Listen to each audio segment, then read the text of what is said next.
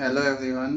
अभी तक हमने स्टडी किया था मेटल्स की कुछ कैरेक्टरिस्टिक्स और मेटल्स, नॉन मेटल्स और मेटलॉइड कैसे एलिमेंट्स के पार्ट्स होते हैं, ये हमने पढ़ चुके थे। ठीक है, इसके बाद मैं आपको बता रहा हूँ कि मेटल्स की फिजिकल प्रॉपर्टीज़ कौन कौन सी होती हैं। ठीक है, तो आज हम स्टार्ट करवा रहे हैं फिजिकल प्रॉपर्टीज़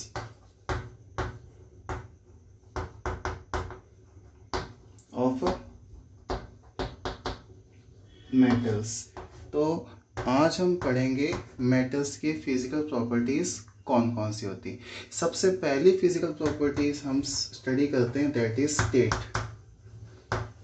स्टेट का मतलब है मेटल की फिजिकल स्टेट कैसी होती है। फिजिकल मतलब वो सॉलिड में होता है, लिक्विड में होता है, गैस स्टेट में प्रेजेंट होता है, दैट इज फिजिकल स्टेट। तो पहला कैरेक्टरिस्टिक्स क्या है? Physical state. फिजिकल स्टेट, ठीक है। फिजिकल स्टेट के बारे में समझते हैं। तो the metals usually present in solid state at ordinary temperature. Ordinary temperature पे मेटल यूजुअली किस स्टेट में प्रेजेंट होते हैं? सॉलिड स्टेट में प्रेजेंट होते हैं। मतलब फिजिकल स्टेट समझ में आ गया होगा। इसी कॉन्सेप्ट में एग्जांपल्स को हम समझते हैं कि कौन से ऐसे एग्जांपल्स हैं मेटल्स के जो सॉलिड स्टेट को प्रूव करते हैं। जैसे आयरन सॉलिड स्टेट का एलिमेंट है, ठीक है। मेटल कह सकते हैं एल्यूमिनियम, कॉपर, जिंक एक्सेट्रा। तो ये सब क्या है? ऐसे एलिमेंट्स हैं, ऐसे मेटल्स हैं यूजुअली सॉलिड स्टेट में प्रेजेंट होते हैं। तो हमें समझ में आ गया मेटल यूजुअली ऑर्डिनरी टेम्परेचर पे सॉलिड स्टेट में प्रेजेंट होते हैं, लेकिन ये बात सब जगह लागू नहीं होती। मीन्स इसके भी एक्सेप्शंस हैं। इसके भी क्या है?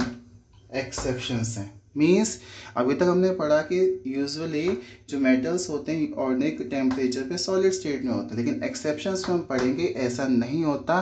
कुछ ऐसे मेटल्स हैं जो हम कह सकते हैं सॉलिड स्टेट में नहीं प्रेजेंट होते, जैसे मरकरी, गैलियम।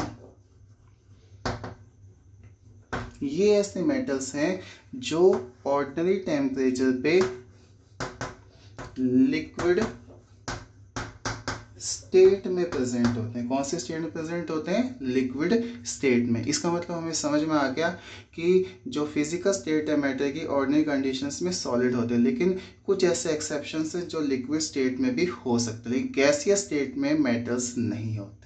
बात समझ में आ गई? तो ये फर्स्ट कैरेक्टरिस्टिक्स है, first property of the metals. इसके बाद हम चलते हैं सेकेंड प्रॉपर्टी की तरफ, दैट इज मेटेलिक लस्टर, मतलब शाइनिंग अपीयरेंस के बारे में बात की जा रही है। तो सेकंड है metallic lustre. Metallic lustre, metallic lustre कैसा है? ठीक है, लस्टर कैसा है? मेटेलिक लस्टर समझ में आए? मेटेलिक लस्टर साफ बात करते हैं। मेटेलिक लस्टर्स में तो सभी मेटल्स जो होते हैं यूजुअली कैसे होते हैं? लस्टर्स नेचर के होते हैं, मीन्स शाइनिंग अपीयरेंस के होते हैं। ठीक है, usually the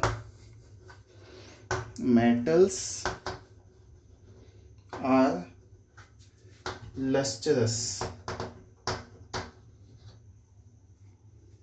in nature। Usually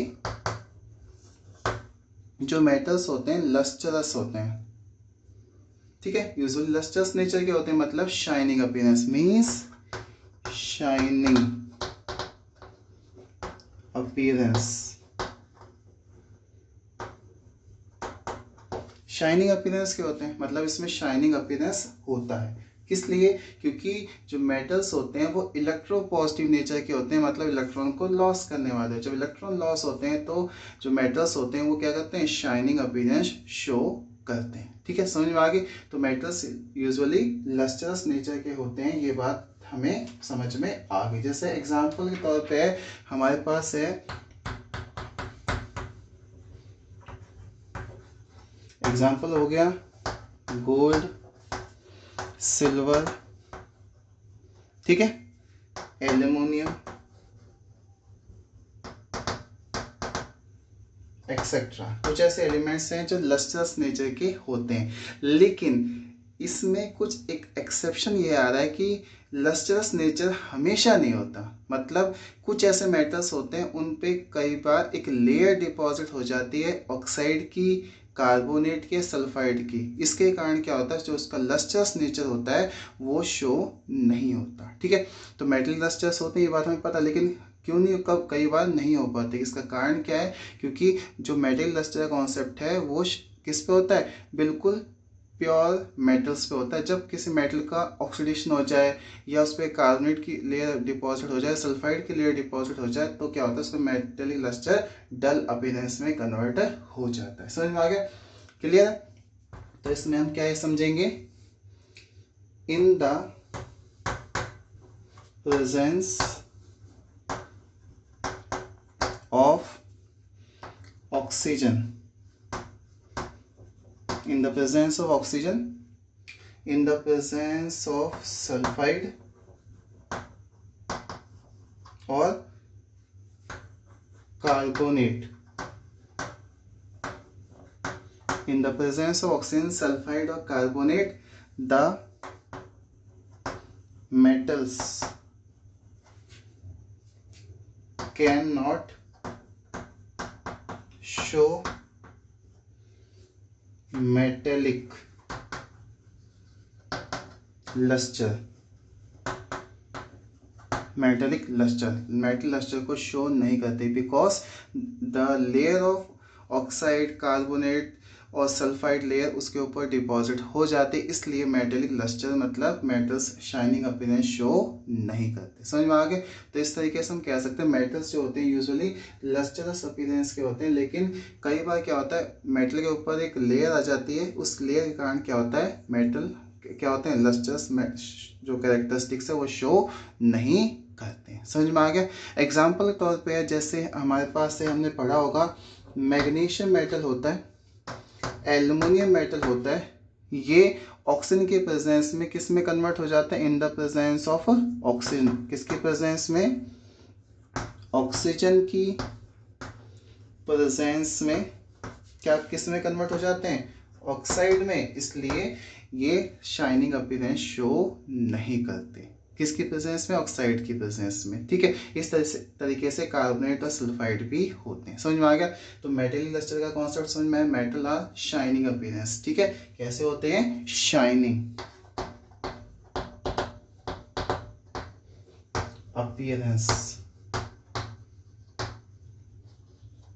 shining appearance के नेचर के होते हैं। समझ में आ गया? थर्ड कैरेक्टरिस्टिक की तरफ अब चलते हैं कि थर्ड कैरेक्टरिस्टिक्स जो है वो हमें इसको स्टडी करना है। थर्ड कैरेक्टरिस्टिक्स जो है that is known as the hardness. Third characteristics क्या है? हार्डनेस। थर्ड है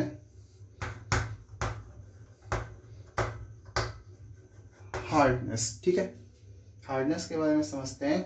तो हार्डनेस का मतलब सभी मेटल्स जो होते हैं ऑर्डिनरी टेम्परेचर या ऑर्डिनरी कंडीशंस पे हार्ड होते हैं, लेकिन कुछ ऐसे मेटल जो होते हैं वो सॉफ्ट भी होते हैं। ठीक है, तो usually metals are hard in nature. Usually metals are hard in nature at ordinary conditions. Ordinary conditions में मेटल्स यूजुअली हार्ड होते हैं। ठीक है, हार्ड का मतलब हम कह सकते हैं inter particle force of attraction जो होता है सॉलिड में मैक्सिमम होता है, इसलिए वो कैसे नेचर के होते हैं, हार्ड नेचर के होते हैं। लेकिन किसी किसी केस में ऐसा नहीं होता, उसमें सॉफ्ट नेचर भी आता है। ठीक है, तो हार्ड नेचर क्यों होगा, due to strong force of attraction between the particles में स्ट्रॉन्ग फोर्स ऑफ अट्रैक्शन होता है यूजुअली। इसी कारण से हम कहते हैं कि मेटल्स जो होते हैं वो हार्ड नेचर के होते हैं। जैसे एग्जांपल्स हम समझ सकते हैं, जैसे आयरन, ठीक है, एल्यूमिनियम एक्सेट्रा, ये क्या है, हार्ड नेचर के होते हैं। लेकिन ये जो कॉन्सेप्ट है सब जगह लागू नहीं होता। इसका मतलब कुछ ऐसे मेटल्स होते हैं जो सॉफ्ट भी होते हैं, वो किस में आ जाएंगे, एक्सेप्शंस में। मतलब सभी मेटल हार्ड नहीं होते, कुछ मेटल्स जो होते हैं वो सॉफ्ट भी होते हैं, जैसे कि सोडियम, पोटाशियम, सीजियम। ठीक है, ये कुछ ऐसे मेटल्स हैं जो कैसे होते हैं, सॉफ्ट नेचर के होते हैं। कारण क्या है, क्योंकि इसमें inter particle force of attraction as comparison to other metal थोड़ा सा लेस होता है। इसलिए हम कह सकते हैं जो मेटल्स होते हैं यूजुअली हार्ड होते हैं, लेकिन सोडियम पोटाशियम ऐसे मेटल है जो सॉफ्ट नेचर के होते हैं। समझ में आया? तो ये 3 कैरेक्टरिस्टिक्स मैंने आपको बताई। पहला क्या था, स्टेट, दूसरा क्या था, मेटलनेस, तीसरा हार्डनेस।